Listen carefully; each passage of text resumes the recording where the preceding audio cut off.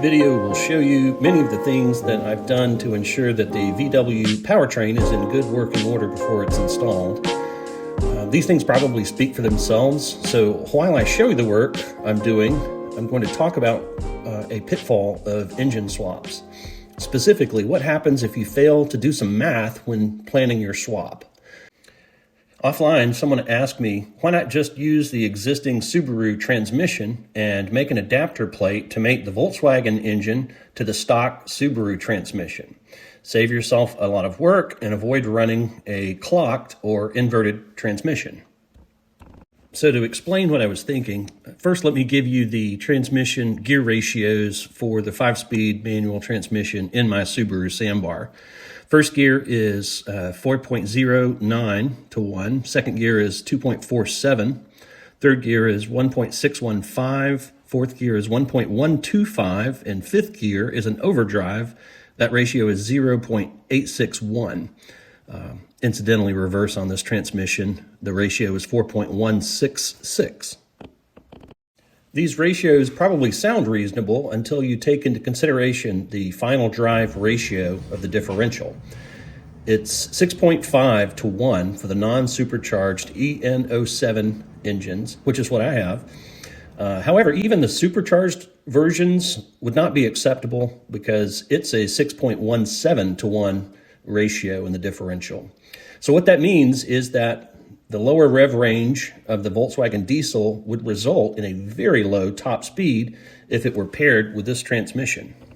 The Volkswagen engine revs to about 4,000 RPM, and at that point, the party is over.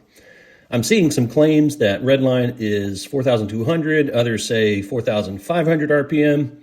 Regardless, this would be terrible if mated to the factory Subaru transaxle, and that is assuming that transmission could handle the 145 plus foot-pounds of torque this engine will produce. I want to drive around in traffic without holding other drivers up and without having a screaming engine. But let's calculate what using this transmission would mean. Focusing on fifth gear, which is the 0.861 to 1 ratio, and a cruising RPM target of, let's say, 2,100 RPM. For every 2,100 revolutions per minute of the engine, the output shaft of the transmission will rotate 2,439 times. If this were going to the actual shaft directly, the wheel and tire combination would be rotating 2,392 times per minute. I happen to run 13-inch wheels and tires on this van. However, the number we really need next is the actual rollout of the tires themselves. Now, that's something you may have seen nitro drag racers doing in the pits with their back wheels.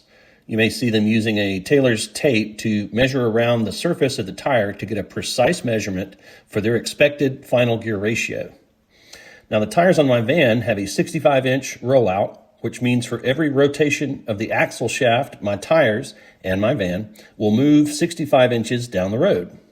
So, 2,439 times.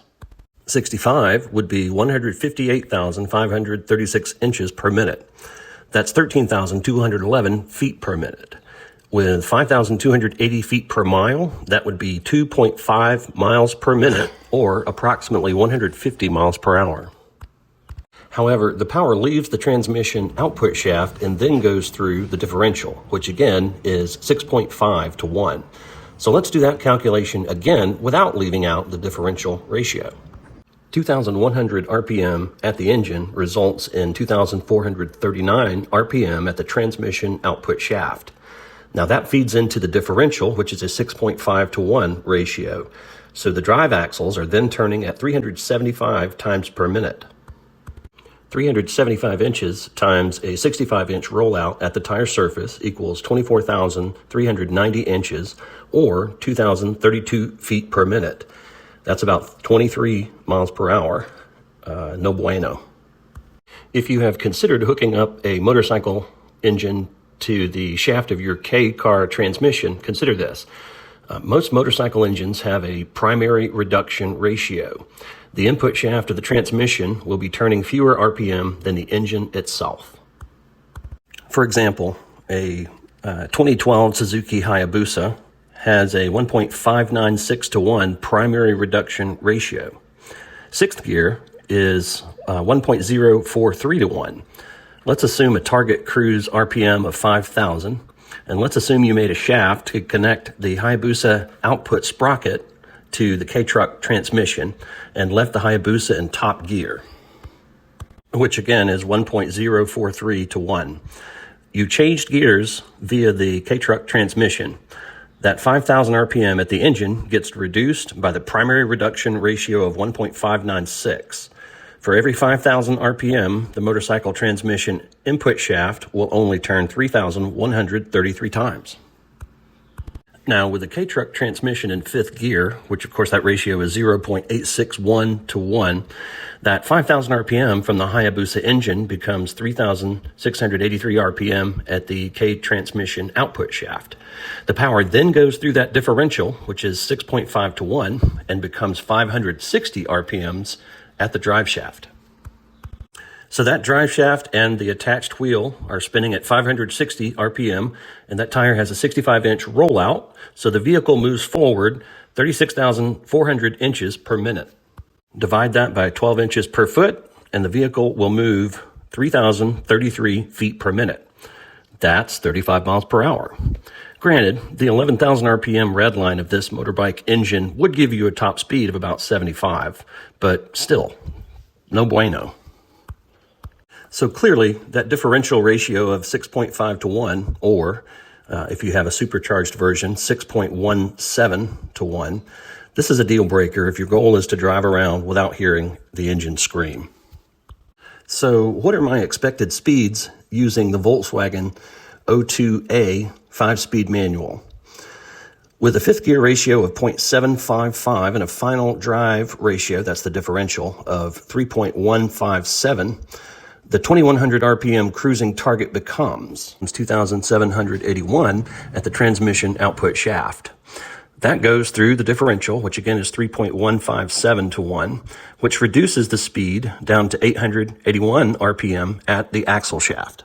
I'm planning on using the same tire and wheel combination, and the rollout, again, is 65 inches. So that 881 RPM of the axle shaft with a 65-inch rollout at the tire moves the van forward 57,267 inches per minute. Divide that by 12 inches and a foot, and you get 4,772 feet per minute, or 54 miles per hour. Traveling 54 miles per hour at just 2,100 RPM sounds pretty good to me. That's high enough that I probably won't need to downshift even when climbing a steep grade. And if I take this calculation all the way out to 4,000 RPM, the top speed theoretically should be around 103 miles per hour. Not that I'll ever do that. The 1996 Passat this powertrain comes from had a claimed top speed of 114 miles per hour. When we remember that the Passat came with larger wheels with a greater rollout distance and had a red line of either 4,200 or 4,500 RPM, my calculations for the Sambar seem to be reasonably accurate. Okay, so now you're caught up on my planning vis-a-vis the transmission. You know why I didn't try to use the stock K-van transmission and what I had to calculate when planning. I'm looking forward to seeing if my calculations were correct and if I can in fact cruise at 55 miles per hour while turning slightly more than 2,100 RPM. I want to touch on the difficulty I have experienced in the process of making an adapter plate to clock the Volkswagen transmission. As I've mentioned before, there's no such plate available for purchase. As far as I know, the companies who make adapters, they make them for the purpose of mating engines and transmissions that weren't designed to go together originally. Running a transmission upside down is generally not something that is done. I admit that I used to flinch at the prices they charge, $1,000, $1,400 and up. Not anymore. The difficulty of mapping out each cut, each hole, each bevel is something that I had to do one at a time. If I missed locating any single item and I had crafted multiple items at the same time, I found that I would have to start over. For me, I found I actually needed to do each single item, then assemble the powertrain to verify that my work was accurate. At this point, I've probably assembled and disassembled the transaxle from the engine more than 50 times. It has taken many times longer than my most pessimistic estimates. This is a real pain in the neck, and I acknowledge the value of paying for adapters that someone else has already engineered. Because I wasted so much material at first, I elected to use 1/8 inch steel plate until I could verify that I made every cut, hole, and bevel correctly. Now, 1/8 inch plate steel is not substantial enough for this final adapter because it's not rigid enough. The transmission normally hangs most of its weight from the top 2 bolts, and those bolts will be at the bottom once the transmission is clocked. That means those bolts will no longer be attaching to the block, but rather to the adapter plate only. To prevent flexing and eventual damage to the input shaft of the transmission, the adapter plate would have to be quite rigid.